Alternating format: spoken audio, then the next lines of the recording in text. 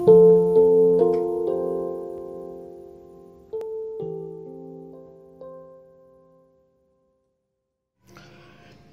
dan salam sehat selalu. Selamat berjumpa kembali jemaat Tuhan melalui renungan harian edisi Selasa 9 Februari tahun 2021. Bacaan kita hari ini dari kitab 2 Raja-Raja pasal 4 ayat 8 sampai 17. Marilah kita berdoa sebelum membaca bagian firman Tuhan. Kita berdoa. Terpujilah Engkau Tuhan yang Maha Agung dan Maha Mulia, Tuhan yang Maha Pengasih dan Maha Penyayang. Kami boleh menikmati kehidupan sampai saat ini karena anugerah dan kasih-Mu. Terima kasih Tuhan. Kami mau bersyukur kepadamu dan memohon hikmat petunjuk, bahkan juga segala berkat-berkat-Mu menjalani kehidupan yang Tuhan masih anugerahkan. Firman-Mu hari ini akan mengarahkan dan menuntun kehidupan kami. Roh Kudus kiranya menolong kami untuk memahami, menghayati dan melakukannya. Tuhan, berbicaralah kepada kami. Kami umat-Mu telah sedia mendengarkan. Di dalam Yesus Kristus, Tuhan dan Juru Selamat penebus kami selalu berdoa. Amin. 2 Raja-Raja pasal 4 ayat 8 sampai 17. Perempuan Sunem dengan anaknya. Pada suatu hari, Elisa pergi ke Sunem.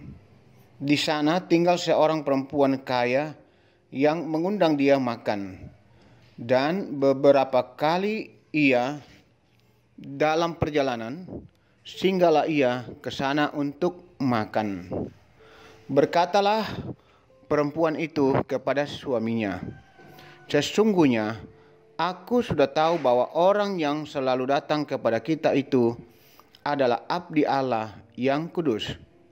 Baiklah kita membuat sebuah kamar atas yang kecil yang berdinding batu, dan baiklah kita menaruh di sana baginya sebuah tempat tidur, sebuah meja, sebuah kursi, dan sebuah kandil. Maka apabila ia datang kepada kita, ia boleh masuk ke sana."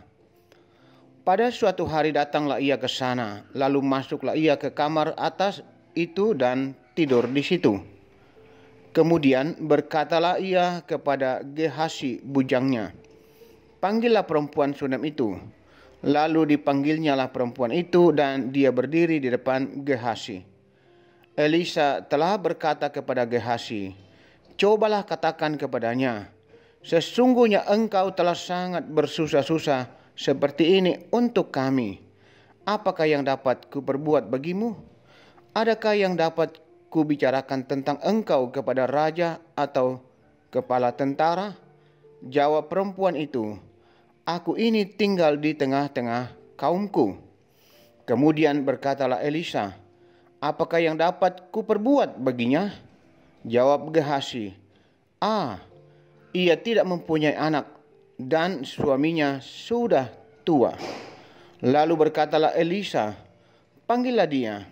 Dan sesudah dipanggilnya, berdirilah perempuan itu di pintu. Berkatalah Elisa, "Pada waktu seperti ini juga, tahun depan, engkau ini akan menggendong seorang anak laki-laki." Tetapi jawab perempuan itu, "Janganlah tuanku, ya abdi Allah, janganlah berdusta kepada hambamu ini." Mengandunglah perempuan itu lalu melahirkan seorang anak laki-laki.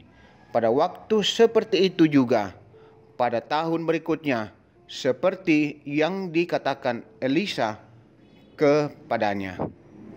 Sampai di situ bagian firman Tuhan untuk kita. Berbahagia kita yang mendengarkan firman-Nya, menghayati dan melakukannya. Tangan yang tak terlihat. Tema kita hari ini. Saudara-saudaraku, jemaat Tuhan yang kekasih dan diberkati Tuhan Yesus Kristus. Seorang teolog, R.C. Sproul, menulis sebuah buku yang berjudul The Invisible Hand, atau tangan yang tak terlihat fokus. Buku ini adalah tentang pemeliharaan Tuhan, bahwa Tuhan mengendalikan semua hal, baik atau buruk keadaannya.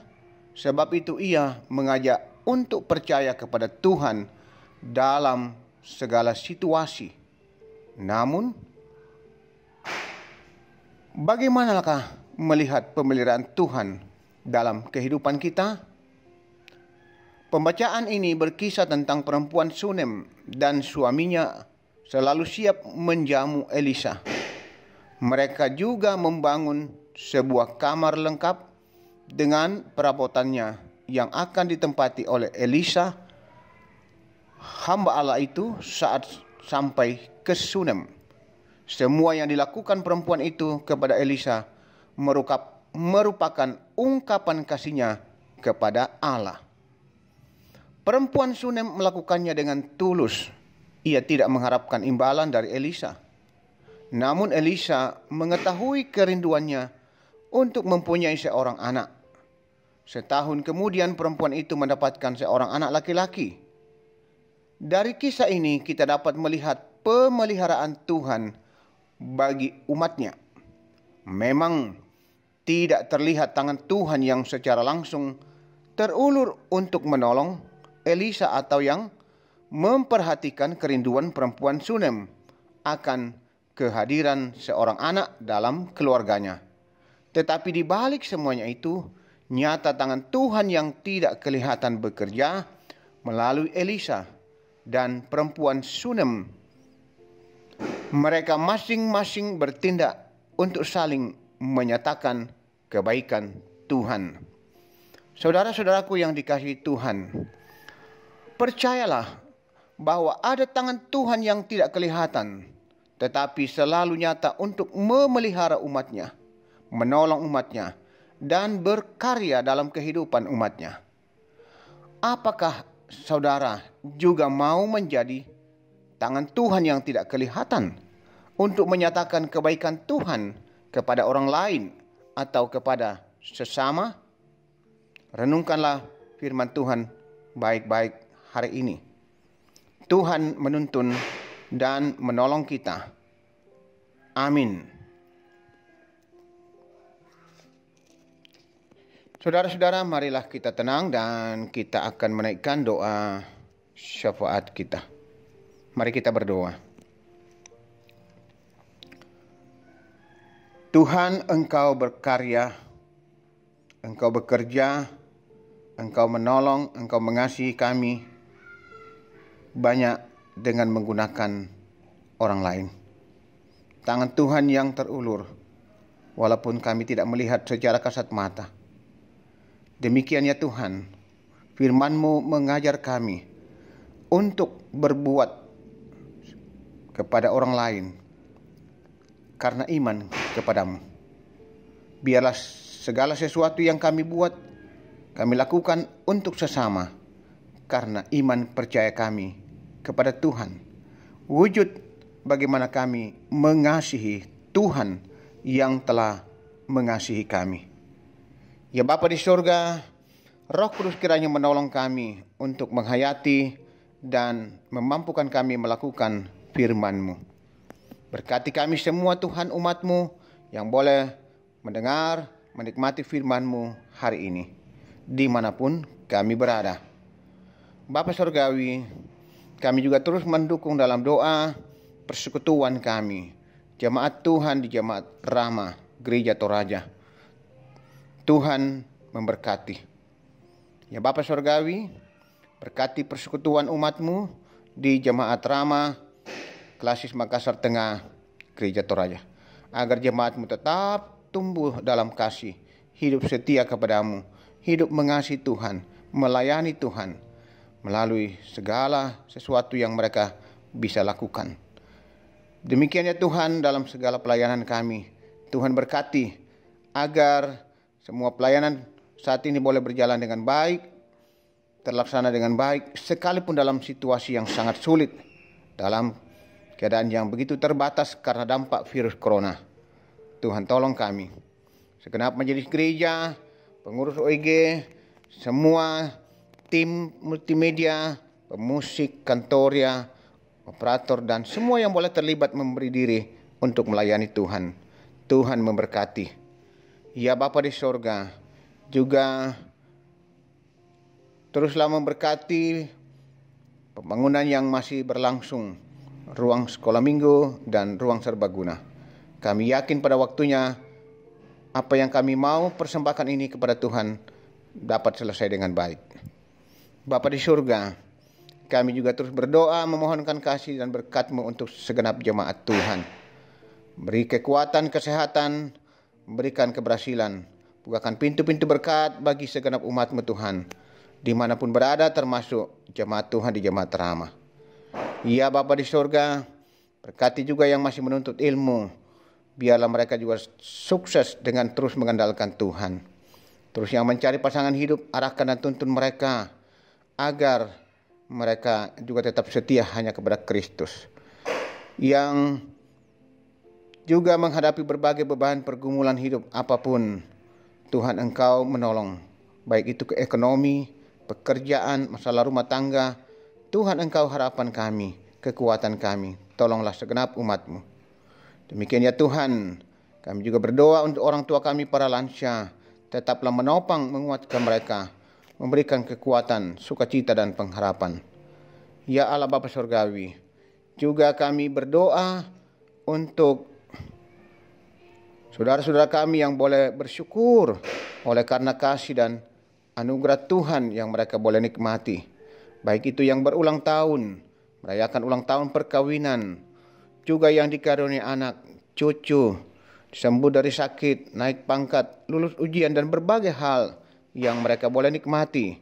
Semua itu sebagai bentuk pengakuan kepada Tuhan.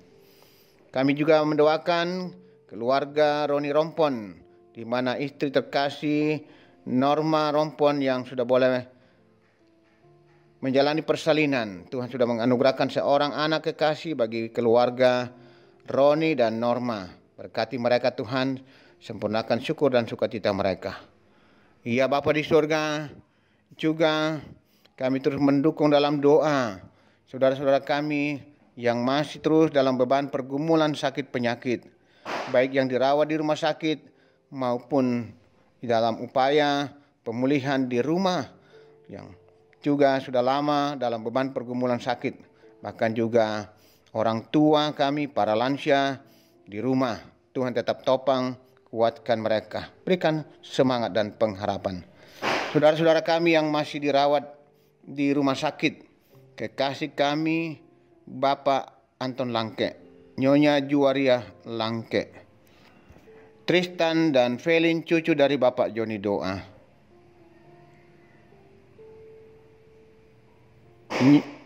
Nyonya Rida Sambo atau Nenek Keisha, Bapak Yes Salulinggi, Bapak Penatua Samuel Tampang, Nyonya P. Rundu Padang. Semuanya masih dalam perawatan di rumah sakit. Lawat mereka Tuhan, jamah mereka, topang mereka Tuhan. Tangan Tuhan yang penuh kuasa dan penuh kasih, kiranya menjamah mereka, berkati dan mereka boleh dipulihkan dan disembuhkan. Ya Tuhan, berkati juga dan kuatkan saudara kami yang masih dalam pemulihan, menjalani rawatan di rumah. Tuhan juga menguatkan, menyembuhkan mereka.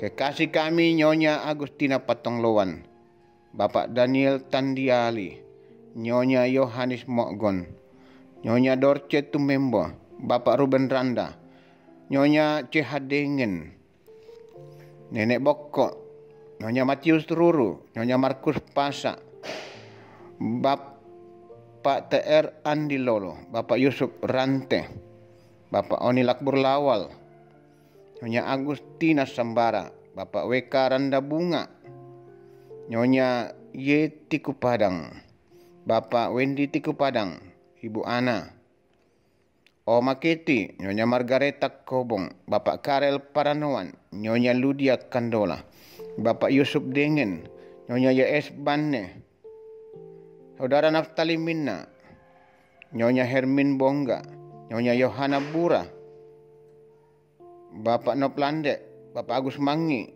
Nyonya Damaris Siri, Bapak Sugeng Prihatno, Nyonya M. Baharudin Dendang, Bapak Yakob Buang, Nyonya Hermin Ruse, Nyonya Peter Tena. Demikian saudara-saudara kami yang masih menjalani isolasi di hotel. Kekasih kami, saudara kami Jessica Palinggi atau Kiki, juga Nyonya Eva Yanti Lantang. Tuhan kiranya melawat mereka, menjamah dan memberikan kekuatan dan pemulihan.